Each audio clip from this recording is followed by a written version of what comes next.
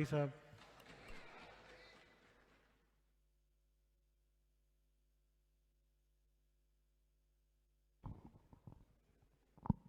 बिस्मिल्लाहिर्रहमानिर्रहीम। बहुत शुक्रिया जनाबे वाला।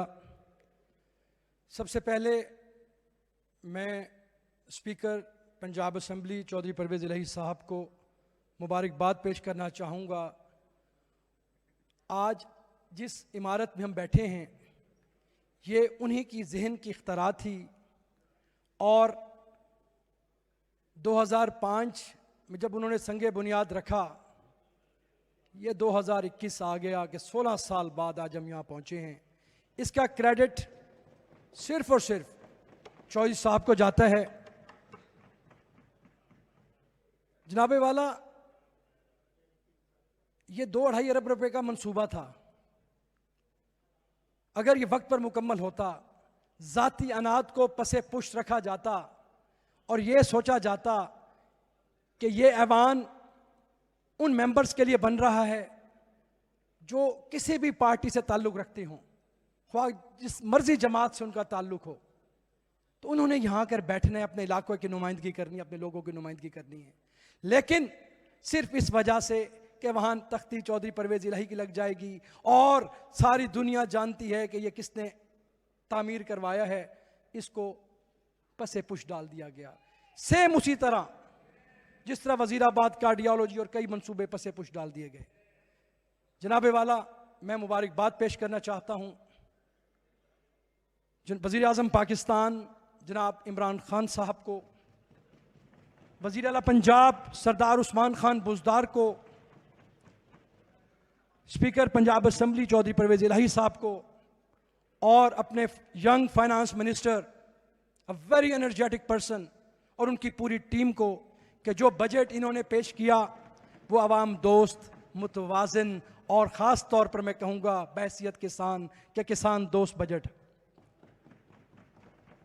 आपने उस दिन वो मंजर ज़रूर देखा होगा जो यहाँ दोस्त मौजूद थे, तकरीबन सभी दोस्त मौजूद थे। उसको मीडिया पर भी कवरेज मिली कि जब वज़ीर ख़जाना बजट पेश कर रहे थे, लीडर ऑफ द अपोजिशन अपनी जमात के लोगों के साथ खड़े होकर एहतजाज करें तो उनका हक है, करें। लेकिन यहाँ पर विसल्स बजाई जा रही थी, यहाँ प्लेकार्ड्स लेकर लोग मेंबर्स अंदर आए हुए थे और जिस तरह का माहौल यहाँ पर उस टाइम नज़र आ रहा था, यकीन कीजिए अगर उस तारीख़ी दिन की मुनासबत से देखें कि हम पहले दिन इस इमारत में आए थे तो यकीन कीजिए दिल दुखता है, खून के आंसू रोता है कि खुदारा आपको यह काम नहीं करना चाहिए था। बहरहाल मैं बात को आगे बढ़ाता हूँ। मैं किसी के खिलाफ नहीं, मैं किसी सियासी जमात या सियासी शख्सियत के खिलाफ नहीं, मैं किसी के खिलाफ बात नहीं करना चाहता और ना ही ये हमारी ख़ानदानी रिवायात है कि मैं किसी शख्स को तनकीद का निशाना बनाऊं। मैं सिर्फ पॉलिसीज की बात करना चाहता हूं।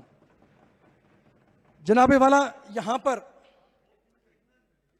अपोजिशन लीडर की तकरीर सुनी, 1.5 घंटा उन्होंने यहां खिताब फरमाया और ये क्रेडिट भी चौधरी परवेज़ इलाही साहब को जाता है कि जिन्होंने कल यहां पर ऐसा माहौल मुहैया किया कि जिसकी मिसाल आप ये देख सकते हैं। आज पूरा मीडिया, आपका प्रिंट मीडिया जो है वो इस बात को एक्नॉलेज कर रहा है, पूरा पाकिस्तान एक्नॉलेज कर रहा है कि ये वो हाउस है, ये वो मेंबर्स हैं जिन्होंने जमहूरी रिवायात की पासदारी करते हुए यहाँ पर आपस में अमन व आशती के साथ इस कल का इजलास और कल के अपोजिशन लीडर की स्पीच सुनी। जनाब चेयरमैन, कल की तकरीर अगर वो तजावीज़ पेश करते तो अच्छा होता, लेकिन वो ऐसा था जैसे कि वो अपनी तारीफ़ों का सपासनामा पेश कर रहे थे। उन्होंने यहाँ बात की साउथ पंजाब की कि साउथ पंजाब के साथ ये हो गया, सूबा बनाने का वादा किया था, सूबा नहीं बना और उसके बाद वहाँ पर यहाँ से आके यहाँ पर सेक्रेटेरिएट बना दिया गया। मैं इतना अर्ज़ करूँगा और साथ ये भी कहा उन्होंने कि सूबा जनूबी पंजाब जो है वो एक बहुत बड़ा झूठ था। मेरी इतनी गुजारिश है कि गुज़श्ता अतवार में तो आपकी हुकूमत थी, आप इक्तदार के सिंहासन पर बैठे थे, तो उस वक्त अगर जनूबी पंजाब के लोगों से हमदर्दी थी तो सूबा बनाते। कल वो और आज हमारे यहां पर एक और अरस्तु जिनका ताल्लुक भी जनूबी पंजाब से है, यहां खिताब फरमा के गए और जनूबी पंजाब का रोना रोते रहे। मैं इतना अर्ज करना चाहता हूं कि अगर जनूबी पंजाब का इतना दर्द था, जनूबी पंजाब का इतना ही आपको वो था, तो खुदारा उस वक्त बनाते जब आपके पास 2/3 अक्सरियत थी। आपने तो 26 अरब रुपया वहां का उठाकर 126 वहां से उठाकर लाहौर ऑरेंज ट्रेन और दूसरे मंसूबों पर ला दिया। तो जनूबी पंजाब का सूबा पाकिस्तान तहरीक इंसाफ का एक इंतखाबी नारा था, और उसके बाद हुआ क्या कि हमें 2/3 मेजॉरिटी नहीं मिली। हमें मिलती हम बनाते, हमें मिलती हम बनाते, लेकिन हमने सेक्रेटेरिएट बनाया। और ये इस बात का सबूत है, इस हुकूमत ने वो बुनियाद रख दी है जिसको कोई माई का लाल वापस नहीं कर सकता। जो इसको रोल बैक करेगा उसकी सियासत का जनाजा निकल जाएगा जनूबी पंजाब में।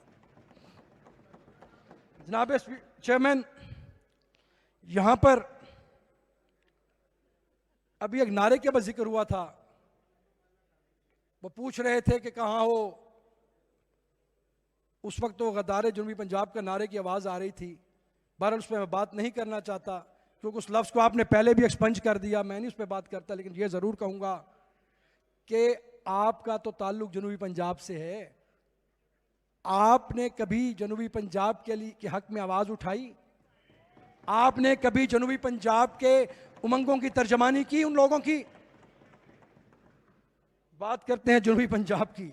अफसोस तो इस चीज़ का है कि फोर्ट मनरू जैसा जनूबी पंजाब का तफरी मकाम जो दूसरा मरी है हमारे जनूब का, तो उसको यकीन कीजिए इन्हीं की वजह से आज वो इस पसमानदा हालत में है। बहरहाल मैं इतना अर्ज करूंगा कि you fooled and hoodwinked the people of South Punjab in the name of development. You intentionally kept them deprived and below the poverty line. And it was the tenure of Chaudhry Parvez Ilahi where the people of South Punjab felt that there is somebody who can take care of their problems. It was Chaudhry Parvez Ilahi when the people of South Punjab felt protected. They realized that there is a sense of ownership. But unfortunately, the next tenure of my learned friends kept us in dark. Not in dark, but the shades of darkness. So it is an irony, sir, कि हम बात करते हैं यहां पर हकूक की। हम इस ऐवान में क्यों आते हैं? शोर शराबा करने या गुल गपाड़ा करने आते हैं? यह टैक्स पेयर का पैसा है। यह पैसा आम आवाम का है। गरीब आवाम अपना पेट काट कर यहां मेंबरान की तनख्वाहें भर रहे हैं, इनकी मराद भर रहे हैं। उसके बाद यहां पर आकर अगर गुल गपाड़ा हो या किसी भी असेंबली के फ्लोर पे हो, किसी भी असेंबली में हो, तो वो जमहूरी रिवायात की पासदारी नहीं है। मैं गुजारिश ये करना चाहता हूं किबला कि वो लोग यार सब्र कर लें। खैर है, कोई नहीं भाई, सब्र कर लें, सुन लें। आपकी हमने भी सुनी, आप हमारी सुन लें, कोई मसला नहीं है जी। Order in the house, order in the house please. Sir तुसी फिक्र ना करो, मैं पंजाबी भी कर सकता हूं, तुसी टेंशन ना लो। तो मैं अर्ज ये कर रहा था किबला, ऑर्डर इन द हाउस। मैं यहां आप जनूबी पंजाब की आवाज बनकर खड़ा हूं प्लीज, क्योंकि मेरा ताल्लुक जनूबी पंजाब से है और मैं उसका केस अपने इन दोस्तों के आगे हम पहले भी लड़ते थे जब हम हाउस से बाहर थे, जहां आकर भी आवाज उठाई, अपनी पार्टी में भी उठाई। और अल्हम्दुलिल्लाह वहां पर आप बात करते हैं आपने कौन सा वहां पे अस्पताल बनाया, आपने वहां कौन सी यूनिवर्सिटी बनाई? आपने तुम्हें तोहफा दिया मेट्रो का, उस सफेद हाथी का जो आज भी नुकसान में जा रही है, जिसकी मुल्तान को जरूरत ही नहीं थी। और हमने उसके बदले में क्या किया? बात करते थे ना तजर्बाकार वजीर आला की कि ये तो ना तजर्बाकार है, तुम्हारे तजर्बाकार ने क्या दिया? अब सुनो इस ना तजर्बाकार की। इसने मुल्तान को क्या दिया? इसने निश्ता 2 अस्पताल दिया, इसने वहां पे मदर एंड चाइल्ड हॉस्पिटल्स दिए, इसने वहां पर जनूबी पंजाब में वो कुछ दिया जो यकीन कीजिए जिसकी मिसाल माजी में नहीं मिलती। बात करते हैं, आपने यहां खड़े होकर सेहत की बात की, मैं आपको बताता हूं सेहत में क्या किया इन्होंने। सेहत में उसी ना तजर्बाकार वजीर आला ने 120 टीएच की और डीएच की रिवैम्प करने की वो की मंजूरी दी। यहां पर नहीं, आपको मैंने DG Khan institute of cardiology किसके दौर में बन रहा है? इसी दौर में बन रहा है। आपने तो वजीराबाद वाला रोक लिया था सिर्फ जातीय नात की वजह से, डीजी खान में बन रहा है। उसके अलावा आगे चलें, यहां बात आई किसानों की, यहां बड़े लोग थे, बड़े लोग यहां पर बातें करके गए और किसान की मर गए, किसान ये हो गया, किसान वो हो गया। आपने अपने अदवार में किसान के लिए क्या किया? यह तो आपकी हुकूमत थी जिसने हमेशा किसान का खून चूसा। आपने किसान को क्या दिया मुझे बताएं? आपकी तो कभी भी फार्मर फ्रेंडली पॉलिसी रही नहीं। 1100 अरब रुपए की किसान को प्रॉफिटेबिलिटी हुई है, इसी दौर में हुई है। आपकी गंदम, मकई, गन्ना, चावल, ये वो बम्पर क्रॉप्स हुई हैं और किस वजह से हुई हैं? हुकूमती अच्छी पॉलिसीज की वजह से हुई हैं। कॉटन की बात कर रहे थे कि कॉटन सीड डिक्लाइन कर गया। कॉटन सीड इसलिए डिक्लाइन कर गया कि पिछला दौर आपका था। आपने कॉटन पे क्या किया? आपने कॉटन पे कुछ नहीं किया। अगर आप कुछ करते तो यकीन कीजिए आज पाकिस्तान कॉटन एक्सपोर्ट कर रहा होता, यौन एक्सपोर्ट कर रहा होता। आपने इदारों को तबाह बर्बाद कर दिया। जिस इदारे को खोल कर देखते, जिस इदारे में घुसे तो पता चला वहां करप्शन की दास्तानें हैं। तो खुदारा कुछ सीखते, कुछ करते तो आज हमें यहां खड़े होकर बात करने का मौका ही ना मिलता। लोग बात करते हैं इमरान खान की। इमरान खान और तहरीक इंसाफ क्यों इक़्तिदार में आए? क्यों लोगों ने एक तीसरी कुव्वत की तरफ देखा? सिर्फ एक वजह से जनाबे वाला कि 2 पार्टी सिस्टम जो था वो फेल हो चुका था। दे कुड नॉट डिलीवर, जिसकी वजह से लोगों को इमरान खान की तरफ देखना पड़ा। आप यूके में चले जाएं, बरतानिया की पार्लियामेंट को मदर ऑफ पार्लियामेंट्स कहते हैं, तो वहां पे 2 पार्टी सिस्टम है। लाख सर पटक कर कोई तीसरी पार्टी उनको नहीं तोड़ सकी। यहां तीसरी जमात ने क्यों तोड़ दिया?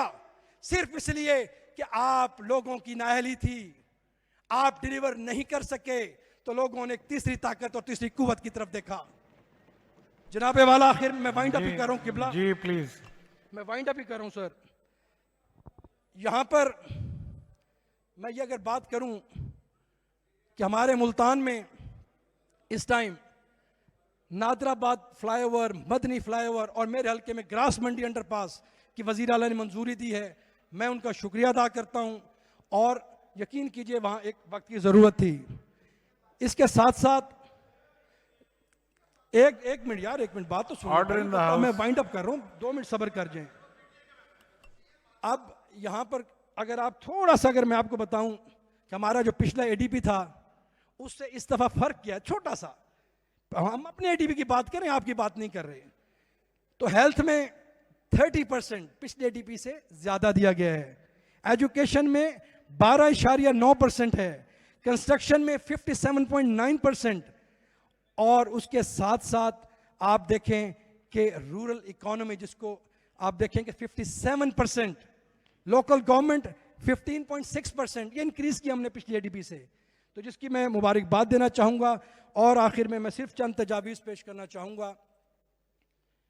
जनाब चेयरमैन, हमारे जितने भी सरकारी स्कूल्स हैं, ये उस दिन हमारे अब भी शायद वहाँ पे होंगे, सारे दोस्त थे, चौधरी परवेज़ इलाही साहब ने भी यही बात की थी कि स्कूल्स को हायर सेकेंडरी का दर्जा ऑटोमेटिक दिया जाए तमाम स्कूल्स को।